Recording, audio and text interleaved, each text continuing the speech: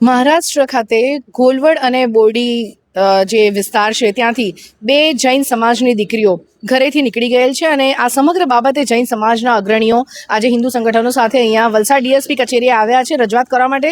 શું છે સમગ્ર મામલો એમની પાસેથી જાણીએ. જી, શું નામ છે આપનું? ભાવિન કુમાર શાહ મારું નામ છે. ભાવિનભાઈ, શું છે ખરી હકીકત? દીકરીઓની ઉંમર કેટલી હતી અને કઈ રીતે ઘરેથી નીકળી ગઈ?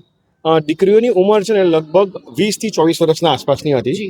અને આ બંને બનાવ જે બન્યો છે એ બોરડી ગામ અને ઘોલવડ ગામની બંને છોકરીઓ હતી. જી. ઘોલવડનું જે પ્રકરણ થયું હતું એ લગભગ 6 મહિના આગળ થયું હતું અને બોરડીનું હાલ જસ્ટ 15-20 દિવસ થયું છે. આ બંને છોકરીઓ છે એ કોલેજમાં ભણતર કરતા હતા અને એમને છોકરાઓ અસામાજિક તત્વ જે આવે છે છોકરાઓ એ સંજાણ ગામના મૂળ સંજાણ ગામના એ બોરડી ઘોલવડ આ વિસ્તારમાં ભણવા માટે આવે છે અને ત્યાં આ રીતે અસામાજિક તત્વ છોકરીઓને ફસવણૂક કરે છે, એમને ભટકાવે છે, એમને ભૂલો કરાવે છે, એમને બ્રેન વોશ કરે છે અને પછી બ્રેન વોશ કરીને એમને ઘરથી ભગાવી દેવાનું કામ કરે છે. આ બે પ્રકરણ અમારા જૈન સમાજમાં થયો છે અને એ બંને છોકરીઓ આજ હાલ એવું થયું છે કે બંને સમાજથી દૂર તો ગયા છે, ભાગી પણ ગયા છે અને એમને ભગાવીને સીધું લંડન લઈને ગયા છે ત્યાં. અને આ પ્રકરણ બહુ કોમન થઈ ગયું છે. એ ભણતર છોકરીઓને એજ્યુકેશન લોન કરાવી આપે છે, ઇલીગલ તરીકેથી એમને અહીંયાથી ડિપોર્ટ કરવામાં આવે છે. અને અમે લોકો પોતે શોખમાં છે કે જે છોકરીઓ અહીંયા જૈન ધર્મના પાલન કરવા માટે આટલું બધું હોય છે, જેમને ઘરે આટલું સખ્ત નિયમ હોય છે, એ લોકોને ત્યાં બ્રેન વોશ કરીને સીધું ને સીધું લંડન. પહેલો કેસ બન્યો હતો એમાં એમને અહીંયા ભગાડી હતી અને બીજા કેસમાં એવું થયું હતું કે એને સીધી રાતોરાત દિવસે કહીને નીકળ્યા કે અમે જોબ માટે જઈએ છીએ, ઇન્ટરવ્યૂ આપવા માટે જઈએ છીએ અને રાતના પેરેન્ટ્સને ફોન કરે છે કે હું લંડન પહોંચી ગયું છું. તો આ રીતેનો બનાવ બન્યો છે અમારા ત્યાં.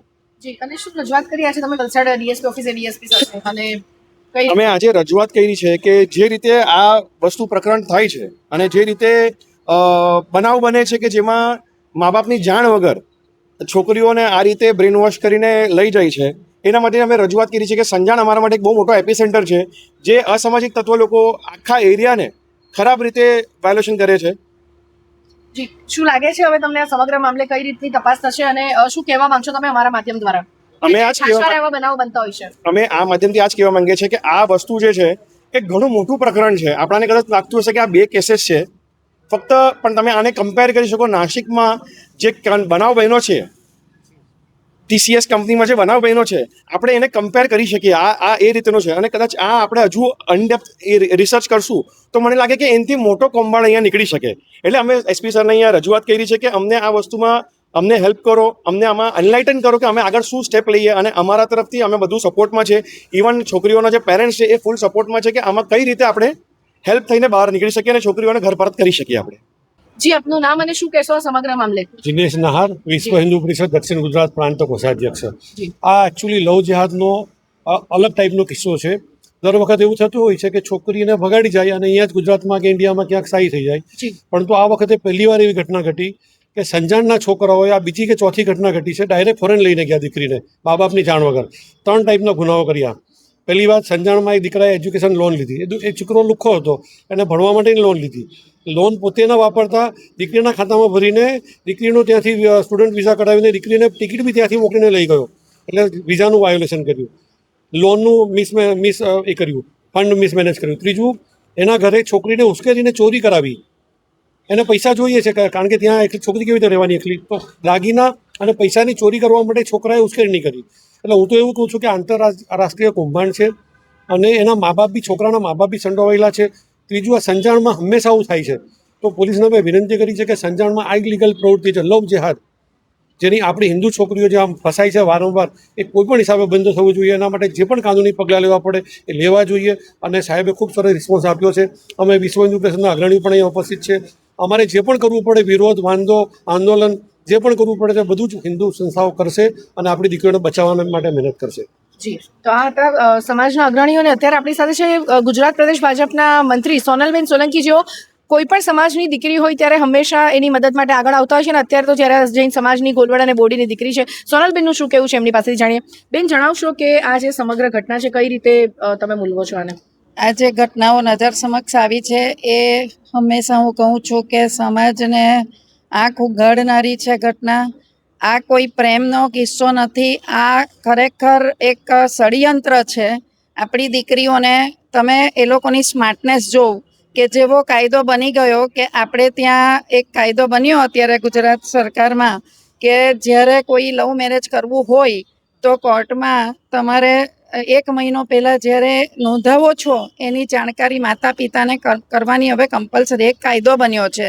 તમે જોયું હશે સ્માર્ટ કેમ કરી ગયા લોકો કે બહાર લઈ જઈને એમણે લગ્ન કર્યા. જો અહીંયા લગ્ન નોંધાત તો ચોક્કસ માતા પિતાને ખબર પડે અને આ બંને દીકરીઓનું જીવન બચી જાત. આ એક પૂર્વ આયોજિત કાવતરું જેના માટે સૌ સમાજ અને સૌ વ્યક્તિએ સંગઠિત થઈને સૌ પ્રથમ દીકરા દીકરીઓને એક સંસ્કારના ભાગરૂપે આ ચેતવણી આપવી પડશે કે આ ષડયંત્ર પ્રેમ જાળમાં ફસાવવાનું આ જે ષડયંત્ર ચાલી રહ્યું છે એનાથી વાકેફ કરવું પડશે.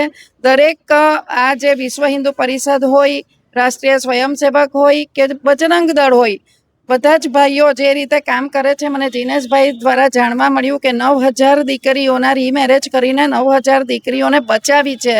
તો આ આપણા સનાતન દેશમાં આને એક મને એવું લાગે કે કાયદાકીય તો ખરું જ પરંતુ આપણા જીવનના એક ભાગ રૂપે આનું એક આયોજન કરવું પડશે અને બાકીની દીકરીઓને પણ થોડા સમયે આના બાબતમાં જાગૃતિ આપવી પડશે કે આવા ષડયંત્રનો ભાગ ના બને.